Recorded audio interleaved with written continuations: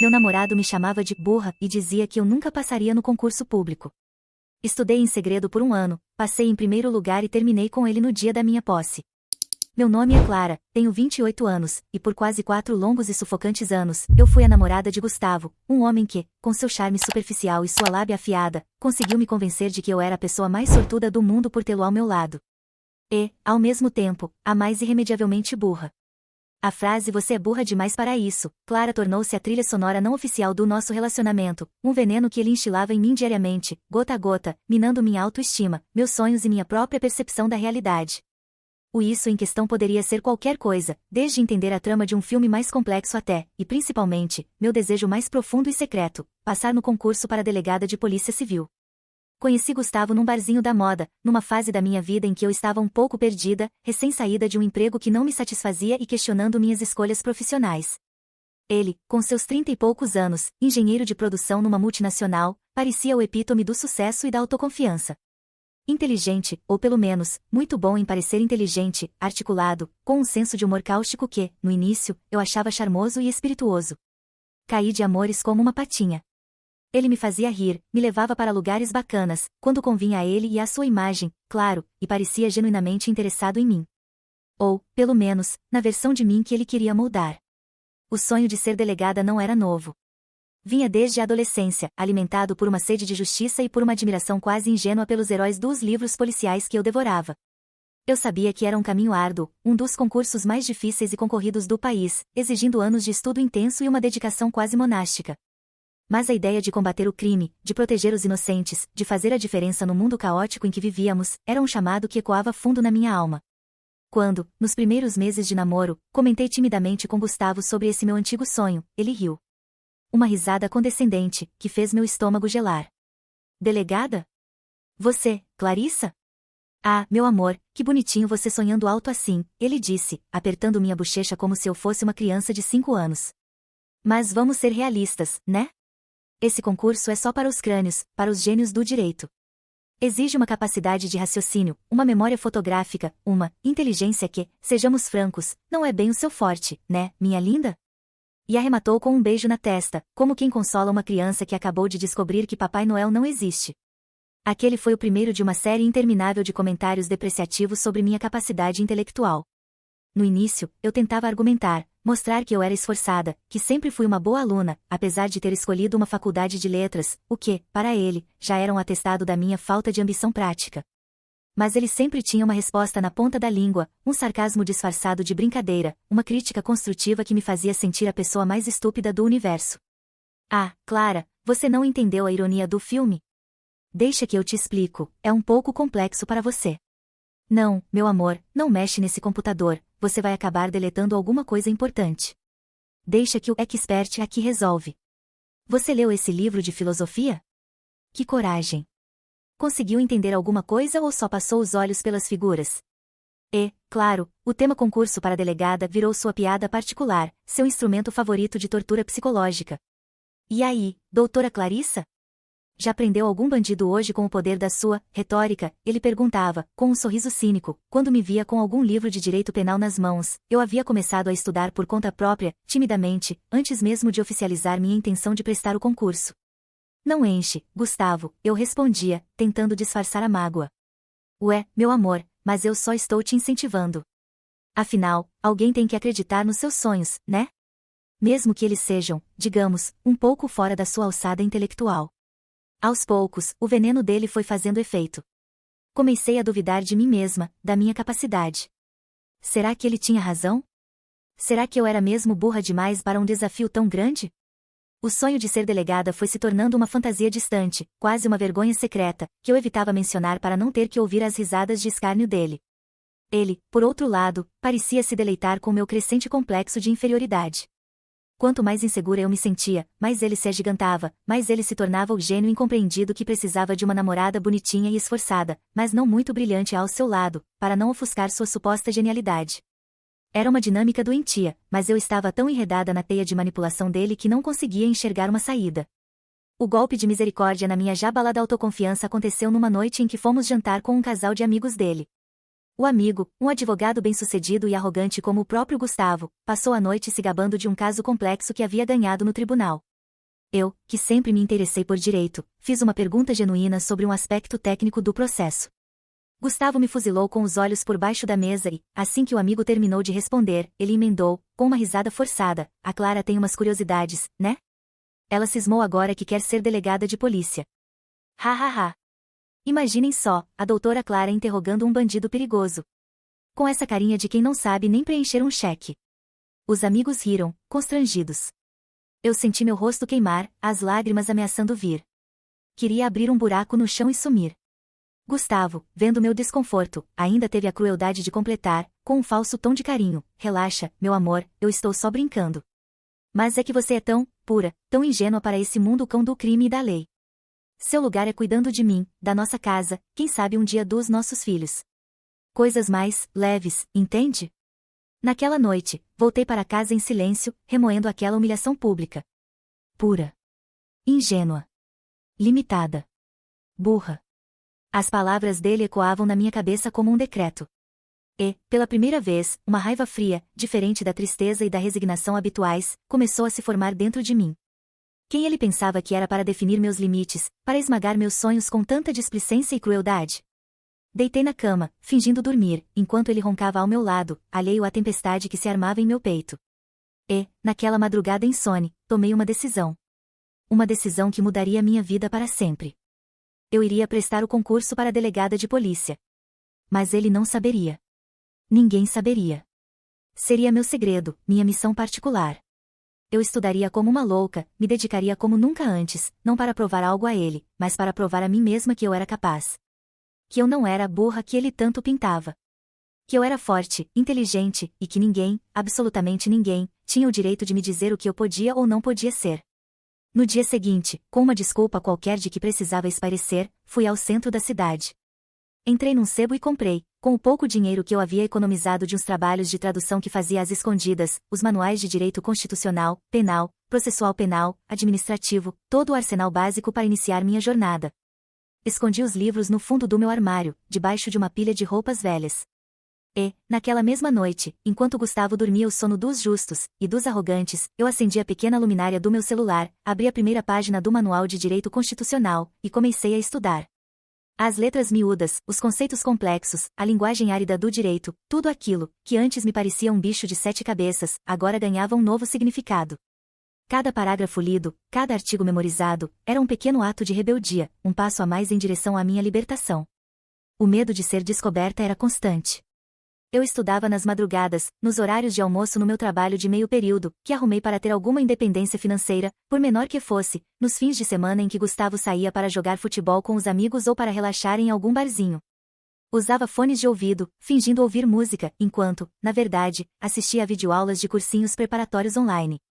Minha vida se tornou uma elaborada teia de segredos e disfarces. Gustavo, alheio à minha revolução silenciosa, continuava com suas humilhações e seu desprezo velado. E aí, Clara, já desistiu daquela sua ideia maluca de ser tira? Ele perguntava, com um sorriso de escárnio, quando me via com um olhar mais cansado. Ainda bem, né? Ia ser um desperdício de tempo e de energia. Você não leva jeito pra isso mesmo. Eu apenas sorria, um sorriso enigmático que ele não entendia, e dizia: você tem razão, Gustavo. Algumas ideias são mesmo inviáveis. E, por dentro, minha determinação apenas se fortalecia. O perder tempo dele era, para mim, o investimento mais valioso da minha vida. Cada hora de estudo era uma batalha vencida contra a voz dele na minha cabeça, contra a autodúvida que ele havia plantado em mim. Eu estava cansada, exausta, muitas vezes à beira do desespero. Mas a imagem de um dia poder olhar para ele, não com ódio, mas com a indiferença de quem superou, de quem venceu apesar dele, me dava forças para continuar. Enquanto Gustavo roncava ao meu lado, alheio à revolução silenciosa que acontecia a poucos centímetros dele, eu abria mais um capítulo do vade-mecum, mais um tratado de direito. Cada palavra difícil, cada conceito abstrato que eu finalmente compreendia, era um degrau na longa e íngreme escada que me levaria para longe dele, para longe da sua voz que insistia em me dizer que eu era burra demais. Ele achava que eu estava apenas perdendo tempo com meus sonhos impossíveis. Mal sabia ele que eu estava, na verdade, forjando as algemas que um dia prenderiam sua arrogância e minha liberdade. E o concurso se aproximava. E eu estaria pronta. O dia seguinte à minha epifania noturna, a decisão de que eu, Clara, a burra, iria sim prestar o concurso para delegada de polícia civil, amanheceu com um misto de pavor e uma excitação quase febril. Gustavo, meu namorado e algoz, levantou-se com sua habitual arrogância matinal, alheio à revolução silenciosa que havia começado a poucos metros dele, na calada da noite. Enquanto ele se arrastava para o banheiro, cantarolando alguma música irritante e já planejando em voz alta como iria brilhar na reunião de trabalho daquele dia, eu escondia apressadamente meu recém-adquirido manual de direito constitucional debaixo de uma pilha de revistas de moda na minha mesa de cabeceira, o último lugar onde ele pensaria em procurar algo relacionado a estudo sério. Assim começou meu ano de vida dupla, de sacrifícios invisíveis, de uma jornada clandestina rumo ao meu sonho e à minha libertação. Minha rotina tornou-se uma obra de engenharia do tempo e da dissimulação. Eu havia arrumado um emprego de meio período como assistente administrativa numa pequena imobiliária no centro da cidade, um trabalho que Gustavo desprezava. Assistente?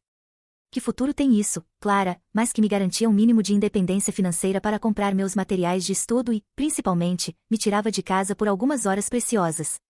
As manhãs eram o meu santuário.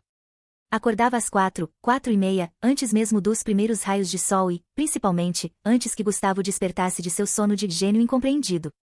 Na ponta dos pés, preparava um café forte e me trancava no minúsculo quartinho de empregada do nosso apartamento, que eu havia transformado em meu bunker de estudos. Ali, entre caixas de entulho e o cheiro de mofo que teimava em não sair, eu devorava os calhamaços de direito penal, processual penal, administrativo, civil. As letras miúdas dançavam na minha frente, os conceitos complexos pareciam nós górdios, mas a imagem do distintivo de delegada e, mais ainda, a lembrança do sorriso de escárnio de Gustavo, me davam uma força que eu desconhecia possuir. Meus materiais eram modestos. Livros de segunda mão comprados em sebos, com anotações de antigos concurseiros nas margens.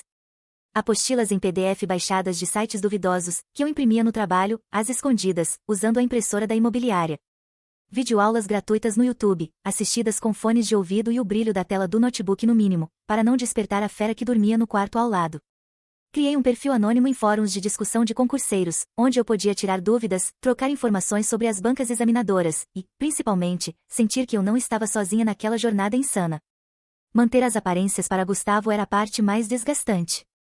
Ele, com sua sensibilidade de paquiderme, não notava minha exaustão crescente, minhas olheiras que nem o melhor corretivo conseguia disfarçar. Ou, se notava, atribuía à minha natureza frágil ou ao meu emprego medíocre que me consumia sem necessidade. Nossa, Clara, você está com uma cara péssima hoje, ele dizia, enquanto eu tentava manter os olhos abertos durante o café da manhã, após apenas 3 horas de sono. Essa sua vidinha de assistente está te matando, hein? Eu te avisei que você precisava de algo mais estimulante. Como eu, por exemplo. Hoje tenho uma reunião com a diretoria para apresentar aquele meu projeto revolucionário. Vão cair de costas. O projeto revolucionário dele, eu sabia, era uma cópia mal feita de uma ideia que ele havia pescado no artigo gringo e que, provavelmente, seria descartada na primeira análise mais séria. Mas eu apenas sorria, com um ar de admiração forçada. Que incrível, Gu! Você é mesmo um gênio. As noites eram um jogo de gato e rato. Eu esperava ansiosamente que ele pegasse no sono, o que, felizmente, acontecia rápido, após ele relaxar com algumas horas de videogame barulhento ou de séries de ação na TV da sala, para poder voltar ao meu bunker e roubar mais algumas horas de estudo. Quantas vezes cochilei sobre os livros, o rosto marcado pelas espirais do caderno, e acordei num sobressalto, com medo de que ele tivesse percebido minha ausência na cama. Os fins de semana eram ainda piores. Ele queria aproveitar a vida, o que, na prática, significava me arrastar para churrascos barulhentos com os amigos dele, que me tratavam com a mesma condescendência do líder da matilha, ou para programas culturais que ele escolhia apenas para poder exibir sua suposta erudição e, invariavelmente, me fazer sentir uma ignorante.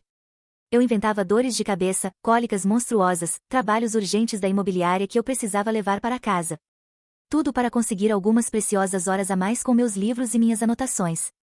Você anda muito estranha ultimamente, Clara, ele me disse, certa vez, desconfiado.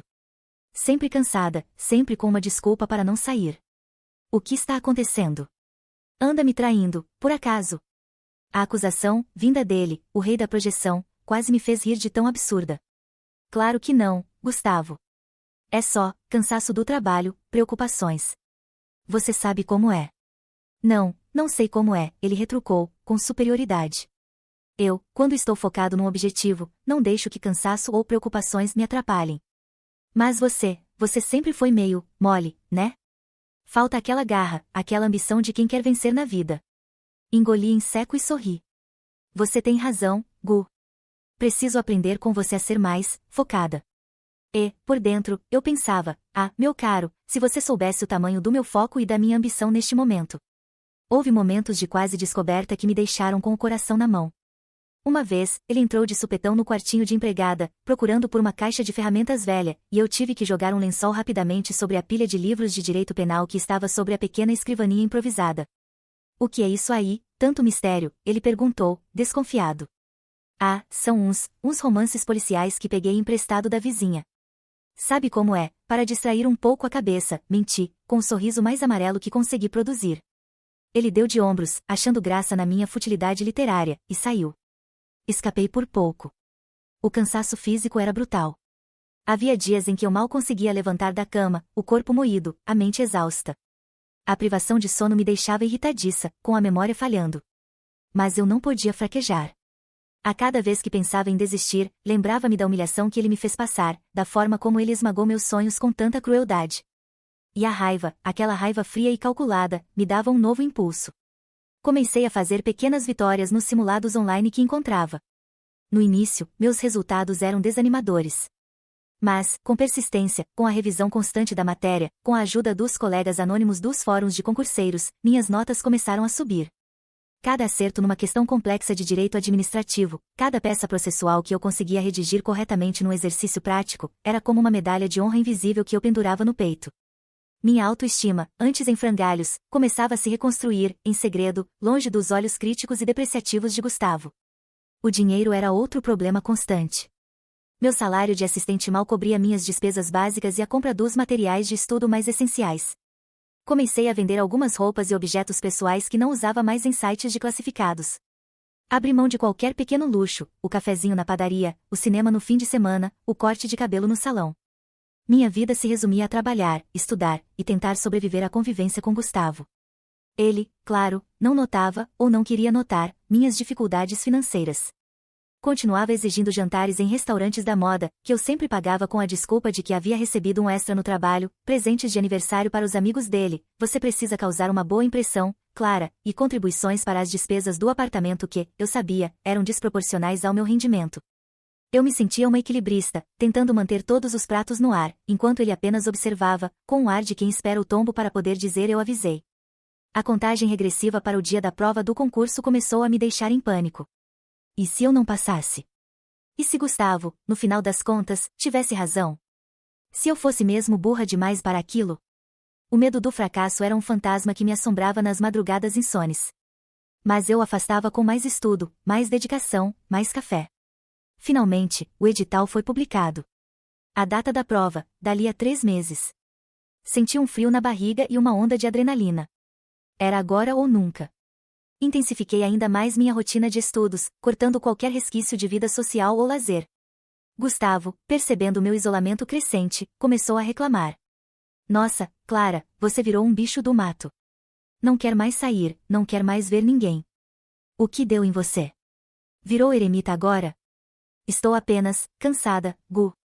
Muito trabalho na imobiliária, eu mentia, enquanto, por dentro, meu cérebro fritava com os prazos processuais e as teorias da criminologia. Fiz minha inscrição para o concurso em segredo, usando o computador de uma lan house para não deixar rastros no nosso notebook de casa. Paguei a taxa com o dinheiro que havia economizado da venda de um antigo anel de ouro da minha avó. Cada passo era calculado, cada movimento, uma estratégia de guerra. As últimas semanas antes da prova foram um inferno de ansiedade e revisão. Eu sonhava com artigos de lei, acordava no meio da noite recitando princípios constitucionais. Gustavo, alheio a tudo, continuava sua vida de aparências, reclamando da minha falta de entusiasmo e planejando uma viagem de fim de semana com os meninos, justamente na data da minha prova. Já que você vai ficar aí mofando em casa mesmo, descansando do seu trabalho estressante, ele disse, com sarcasmo, pelo menos eu vou me divertir um pouco. Apenas sorri e desejei boa viagem. Por dentro, eu comemorava. Menos uma distração, menos uma fonte de estresse no dia mais importante da minha vida. Na véspera da prova, mal consegui pregar os olhos. A ansiedade era um nó na garganta, um frio na barriga que não passava. Revisei minhas anotações pela milésima vez, tentando fixar cada detalhe. Gustavo chegou tarde da noite, bêbado e barulhento da sua despedida de solteiro antecipada com os amigos. Nem notou meu estado de nervos. Apenas resmungou alguma coisa sobre como eu era antissocial e desabou na cama, roncando como um trator.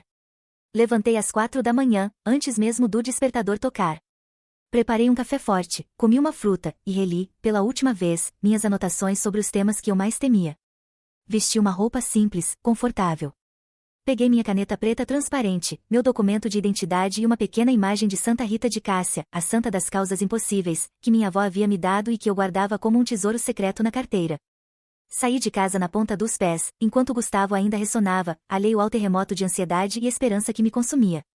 O sol começava a despontar no horizonte, tímido, como meus sonhos. Hoje era o dia. O dia de enfrentar não apenas uma prova de concurso com milhares de candidatos, mas também todos os fantasmas da minha própria insegurança, todas as palavras cruéis que ele havia plantado em minha alma com tanto esmero.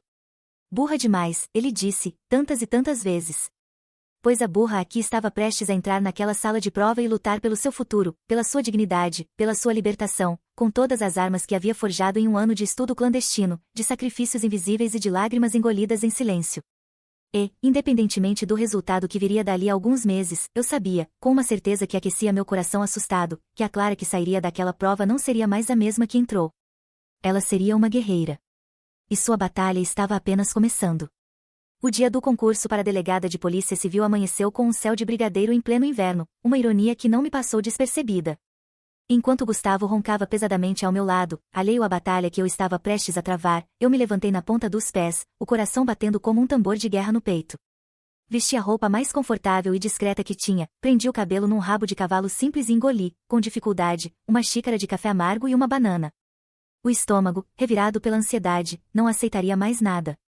Peguei minha caneta preta de corpo transparente, exigência do edital, meu documento de identidade e a pequena imagem de Santa Rita de Cássia que se tornará meu amuleto silencioso. Antes de sair, olhei para Gustavo, adormecido. Por um instante, uma pontada de algo que poderia ser tristeza, ou talvez apenas o eco de um sentimento antigo, me atingiu. Mas logo foi substituída pela lembrança das suas palavras cruéis, do seu desprezo, e a chama da minha determinação se reacendeu com força total. Eu não estava fazendo aquilo por ele, nem contra ele. Estava fazendo por mim. Cheguei ao local da prova, uma universidade enorme, com corredores labirínticos e salas de aula que pareciam formigueiros humanos, com quase 2 horas de antecedência. Queria me familiarizar com o ambiente, encontrar minha sala com calma, tentar acalmar os nervos que pareciam prestes a explodir. A atmosfera era carregada de uma tensão quase palpável. Milhares de candidatos, cada um com sua história de sacrifício, seus sonhos, seus medos. Vi gente de todos os tipos, jovens recém-formados com olheiras de noites em claro, senhores de terno com ares de advogados experientes buscando uma nova carreira, mães com fotos dos filhos na carteira, como um lembrete do porquê estavam ali. E eu, Clara, a burra, a limitada, estava ali, entre eles, pronta para lutar por uma das poucas e cobiçadíssimas vagas. A primeira fase, a prova objetiva, foi uma maratona de 5 horas e 100 questões que pareciam testar não apenas meu conhecimento jurídico, mas minha capacidade de resistência física e mental. Direito penal, processual penal, constitucional, administrativo, civil, legislação especial, criminologia, português, um universo de leis, doutrinas e jurisprudências que eu havia devorado nos últimos 12 meses.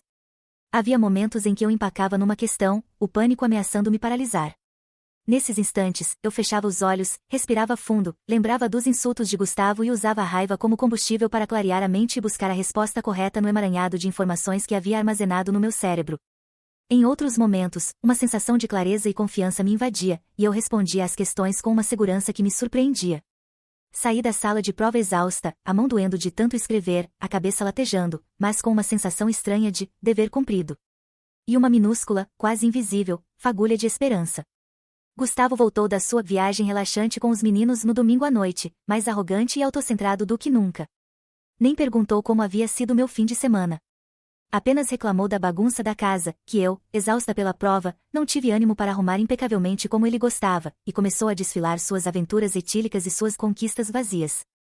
Eu apenas ouvia, com um sorriso amarelo, enquanto minha mente estava a milhas de distância, repassando mentalmente as questões da prova, tentando calcular minhas chances. As semanas que se seguiram à prova objetiva foram de uma agonia indescritível. A espera pelo gabarito oficial, depois pela lista dos aprovados para a próxima fase, era uma tortura diária. Eu atualizava a página do Diário Oficial e do site da organizadora do concurso a cada 5 minutos, o coração na mão.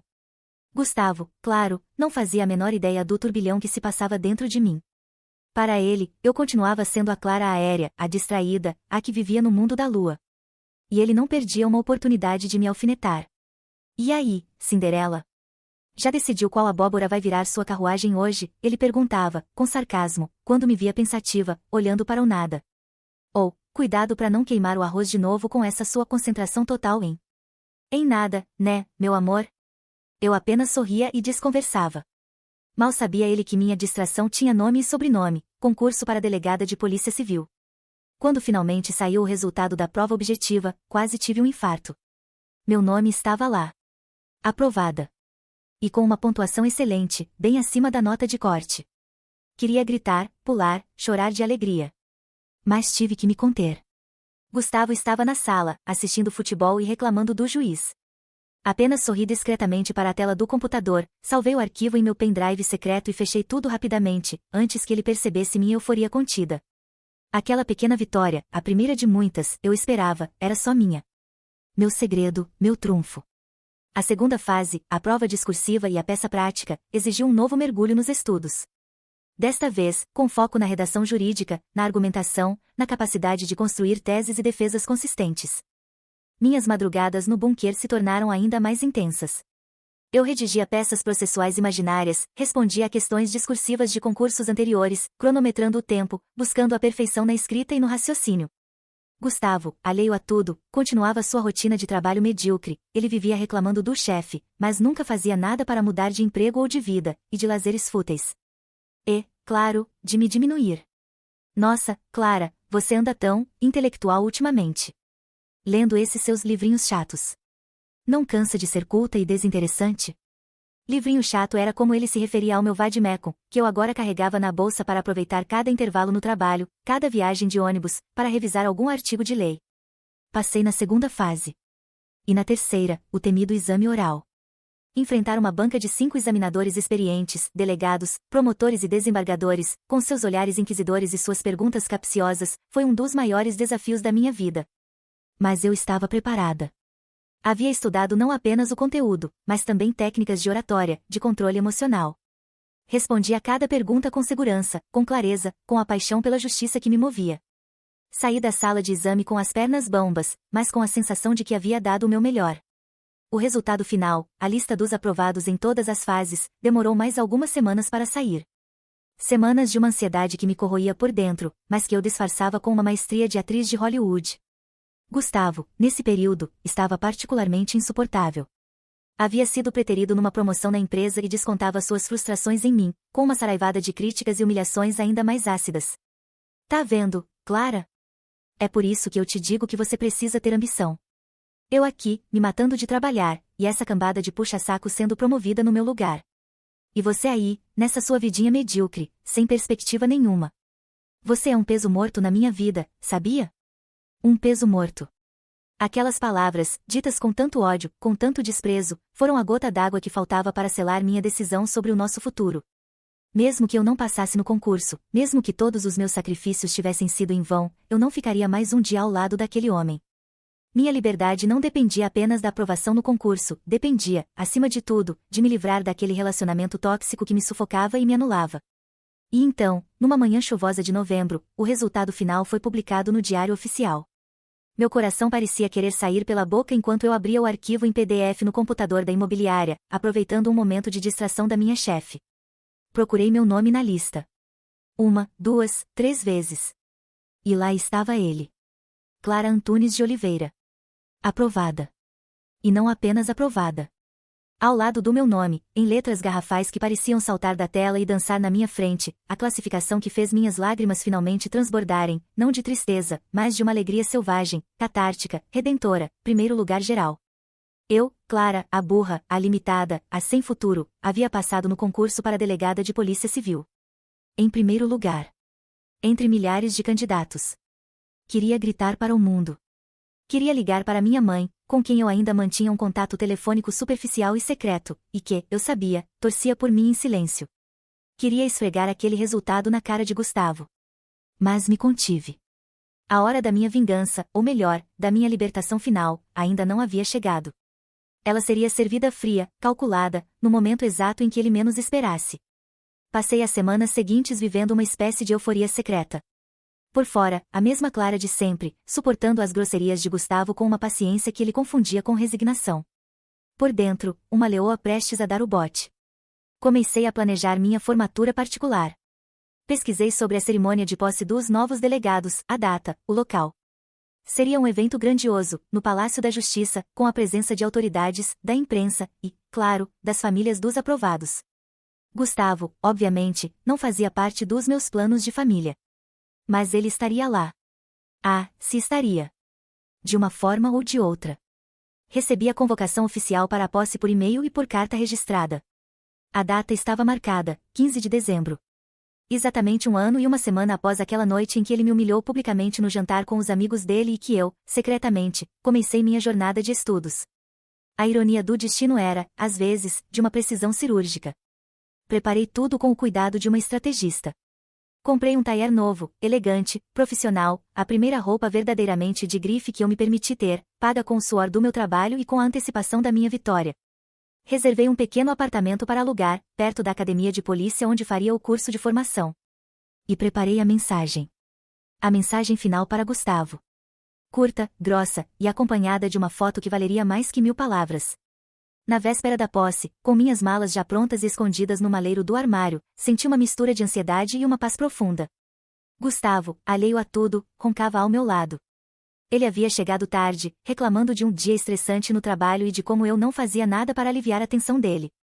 Mal sabia ele que a maior tensão da vida dele estava programada para explodir em menos de 12 horas. Amanhã. Amanhã seria o dia da minha ressurreição. O dia em que a doutora Clara Antunes de Oliveira, delegada de polícia, primeira colocada no concurso, tomaria posse do seu cargo, do seu futuro, da sua vida. E Gustavo? Ah, Gustavo teria um lugar de honra, na minha lista de contatos bloqueados e de memórias a serem deletadas, para assistir ao meu adeus triunfal. O termo de posse, com meu nome em destaque, já estava praticamente em minhas mãos. E a mensagem, curta, direta e irrevogável, estava ensaiada em meu coração 1000 vezes, pronta para ser disparada no momento exato da minha consagração. A burra ia se formar. E o mundo dele ia desabar. O dia 15 de dezembro amanheceu com um sol radiante, quase como se o universo estivesse conspirando a meu favor, celebrando em antecipação a minha vitória e a minha libertação. Enquanto Gustavo resmungava sobre o calor e a preguiça de segunda-feira, a posse cairia numa segunda, ironicamente o Dia Internacional do Recomeço, eu me movia pelo apartamento com uma calma e uma precisão que mascaravam o vulcão de emoções que fervia dentro de mim. Hoje era o dia. O dia em que a doutora Clara Antunes de Oliveira, delegada de Polícia Civil do Estado, primeira colocada geral no concurso público mais difícil do país, tomaria posse do seu cargo. E o dia em que Gustavo, o homem que passou os últimos 4 anos tentando me convencer da minha própria estupidez, receberia a notícia que implodiria seu ego inflado e sua vida de mentiras. Escolhi meu traje com o cuidado de quem veste uma armadura para a batalha final. Um tailleur grafite, de corte impecável, que eu havia comprado com o primeiro dinheiro que consegui juntar após decidir que investiria em mim, na minha imagem profissional, e não mais nas migalhas de aprovação dele. Uma camisa de seda branca, sapatos de salto discretos, mas que me davam a altura e a postura de quem sabe aonde quer chegar. Maquiagem leve, cabelo preso num coque elegante. Ao me olhar no espelho, não vi a Clara burra, a limitada, a sem futuro. Vi uma mulher forte, determinada, com um brilho nos olhos que não era de lágrimas, mas de uma vitória iminente. Gustavo, alheio a tudo, tomava seu café da manhã na varanda, lendo as notícias de esporte no tablet e reclamando do time dele que havia perdido no fim de semana. E você, Cinderela? Vai ficar aí se admirando no espelho o dia todo ou vai arrumar alguma coisa útil para fazer? Ele perguntou, sem tirar os olhos da tela, o tom de deboche habitual. Podia pelo menos passar no mercado e comprar umas cervejas para mais tarde, né? Hoje tem jogo importante. Sorri, um sorriso que ele, em sua soberba, não percebeu ser de despedida. Tenho um compromisso importante hoje, Gustavo. Algo que vai mudar minha vida. E a sua também, de certa forma. Ele riu. Ah, é? Vai finalmente se matricular naquele curso de corte e costura que sua mãe tanto queria? Ótimo. Pelo menos assim você aprende uma profissão de verdade e para de perder tempo com essas suas ideias mirabolantes. Apenas assenti. Algo assim, Gu. Algo assim. Peguei minha bolsa, onde, além dos meus documentos e de um pequeno caderno de anotações, repousava o celular que seria o instrumento da minha cartada final. Despedi-me dele com um tenha um bom dia que soou quase como um adeus ensaiado. Ele mal me olhou. O Palácio da Justiça estava imponente, majestoso. O salão nobre, onde ocorreria a cerimônia de posse, estava lotado. Famílias orgulhosas, autoridades, a imprensa. Senti um frio na barriga ao ver a grandiosidade do evento, mas também uma onda de orgulho por estar ali, por ter conquistado aquele lugar com meu próprio suor, com minha própria inteligência, apesar de todas as tentativas de Gustavo de me convencer do contrário. Encontrei meu lugar entre os outros aprovados, todos com seus trajes formais e seus rostos ansiosos. Trocamos alguns sorrisos nervosos, palavras de incentivo. Éramos, ali, uma irmandade de guerreiros que haviam vencido uma batalha árdua. A cerimônia começou com os discursos protocolares das autoridades. O governador, o secretário de Segurança Pública, o chefe de polícia. Palavras sobre justiça, sobre dever, sobre a importância do nosso papel na sociedade. Eu ouvia tudo com atenção, cada palavra ecoando em mim, reforçando a certeza de que eu havia escolhido o caminho certo. E então, o momento mais esperado. A chamada nominal dos novos delegados de polícia para a assinatura do termo de posse. Os nomes eram chamados em ordem de classificação. E eu sabia que o meu seria o primeiro. Convidamos agora, para assinar o termo de posse e receber as credenciais de delegada de Polícia Civil do Estado, a primeira colocada geral no concurso público, doutora Clara Antunes de Oliveira. Um aplauso caloroso ecoou pelo salão. Levantei-me, as pernas um pouco trêmulas, mas o coração firme. Caminhei em direção à mesa da presidência, sob os olhares de centenas de pessoas. Senti os flashes das câmeras da imprensa. E, por um instante, imaginei o rosto de Gustavo se ele estivesse ali, testemunhando aquilo. O choque, a incredulidade, a humilhação. Assinei o termo de posse com a caneta tinteiro que o cerimonial me ofereceu. Minha mão não tremeu. Cada letra do meu nome ali, naquele papel timbrado, era um grito de liberdade, a certidão de óbito da Clara insegura e diminuída que Gustavo havia tentado criar.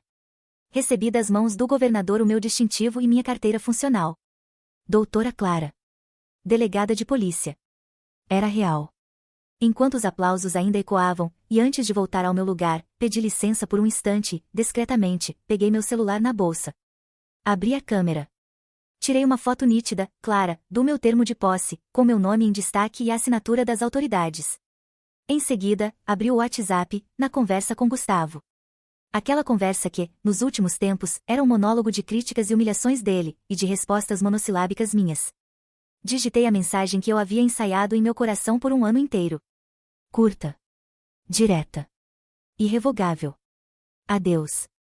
E, junto com a mensagem, anexei a foto do meu termo de posse. Enviei. E, no mesmo instante, bloqueei o número dele. Sem hesitação. Sem remorso. Apenas a sensação de estar fechando, com chave de ouro, o capítulo mais sombrio e doloroso da minha vida. Como primeira colocada, fui convidada a discursar em nome dos novos delegados. Subi ao púlpito, olhei para aquela plateia atenta, e as palavras fluíram com uma naturalidade e uma emoção que me surpreenderam. Falei sobre a importância da justiça, sobre o sonho de servir à sociedade, sobre a responsabilidade que cada um de nós carregava a partir daquele momento. Falei sobre a perseverança, sobre a dedicação, sobre nunca desistir dos seus sonhos, por mais difíceis que eles parecessem. Não mencionei Gustavo, claro. Ele não merecia sequer uma nota de rodapé no discurso da minha vitória. Mas cada palavra era, indiretamente, uma resposta a ele, a cada vez que ele me chamou de burra, de incapaz.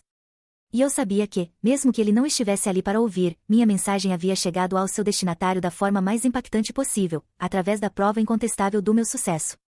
A cerimônia terminou com mais aplausos, com abraços emocionados entre os novos delegados e suas famílias. Eu não tinha minha família ali, no sentido tradicional.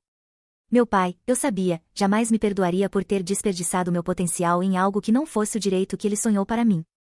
Minha mãe, talvez, estivesse comemorando em silêncio, em seu coração, mas sem poder expressar abertamente sua alegria. Mas eu não me sentia sozinha. Tinha a mim mesma. E tinha certeza de que havia conquistado meu lugar no mundo com meus próprios méritos. Ao sair do Palácio da Justiça, o sol da tarde parecia mais brilhante, o ar, mais leve. Senti uma vontade imensa de rir, de chorar, de gritar para o mundo que eu havia conseguido. Eu era delegada de polícia. A burra havia vencido. Liguei meu celular antigo, aquele que eu usava para falar com minha mãe às escondidas.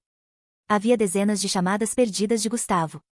E uma caixa de mensagens de voz que transbordava de um misto de incredulidade, pânico e fúria. Clara? Que porra de brincadeira é essa? Delegada? Primeiro lugar. Isso é mentira, né? Me liga agora. Você não pode estar falando sério. Clara. Me atende, sua. Os xingamentos que se seguiram eram impublicáveis. Apenas sorri e deletei todas as mensagens sem ouvir até o final. Ele não merecia mais um segundo da minha atenção, da minha energia. Nos dias que se seguiram, iniciei meu curso de formação na academia de polícia. Um ambiente desafiador, exigente, mas que me preenchia com um senso de propósito que eu jamais havia experimentado. Aprendi sobre investigação criminal, sobre técnicas de interrogatório, sobre o funcionamento da máquina da justiça. E, a cada aula, a cada treinamento, sentia-me mais forte, mais preparada para a carreira que eu havia escolhido. Gustavo ainda tentou me procurar algumas vezes. Apareceu no meu antigo trabalho na imobiliária, perguntando por mim. Tentou contato através de amigos em comum. Mas eu havia cortado todas as pontes. Ele era passado. Um passado doloroso, sim, mas que havia me ensinado lições valiosas e me impulsionado para um futuro que ele jamais poderia ter me proporcionado. Alguns meses depois, já nomeada para minha primeira delegacia, no interior do estado, recebi notícias dele através de uma prima distante que ainda mantinha contato com a família dele. Gustavo estava perdido. Aparentemente, a namorada burra que ele tanto menosprezava era o único pilar de estabilidade emocional, e, quem sabe, até financeira, já que eu ajudava bastante nas despesas da casa com meu salário de assistente, na vida medíocre dele. Sem mim para humilhar, para controlar, para se sentir superior, ele pareceu desmoronar. Perdeu o emprego brilhante, que nunca foi tão brilhante assim, envolveu-se com gente errada, e andava reclamando da injustiça da vida e de como as mulheres eram todas interesseiras e traiçoeiras. Ri com gosto ao ouvir aquilo. A ironia, às vezes, é a melhor das justiças. Hoje, olhando para trás, não sinto mais raiva de Gustavo. Sinto uma espécie de pena distante. Pena por ele ser tão pequeno, tão limitado em sua arrogância, tão incapaz de enxergar o valor real das pessoas e dos sentimentos. A dor que ele me causou foi imensa, mas, paradoxalmente, foi o maior presente que ele poderia ter me dado. Foi o fogo que forjou o aço da minha determinação. Foi o veneno que, em vez de me matar, me deu o antídoto para uma vida de submissão e infelicidade. Ele me chamou de burra. E eu, a burra, mostrei a ele, e ao mundo, que a verdadeira inteligência não está em humilhar os outros para se sentir superior, mas em acreditar em si mesmo, em lutar pelos seus sonhos, e em transformar cada obstáculo, cada palavra cruel, em mais um degrau na escada da sua própria superação. Meu distintivo de delegada de polícia brilha no meu peito não apenas como um símbolo da minha profissão, mas como um lembrete constante de que eu sou capaz, eu sou forte, e que ninguém, nunca mais, terá o poder de me dizer o contrário. E Gustavo? Bem, Gustavo continua sendo apenas uma lembrança amarga de um adeus que foi, na verdade, o meu mais glorioso olá para a vida que eu realmente merecia.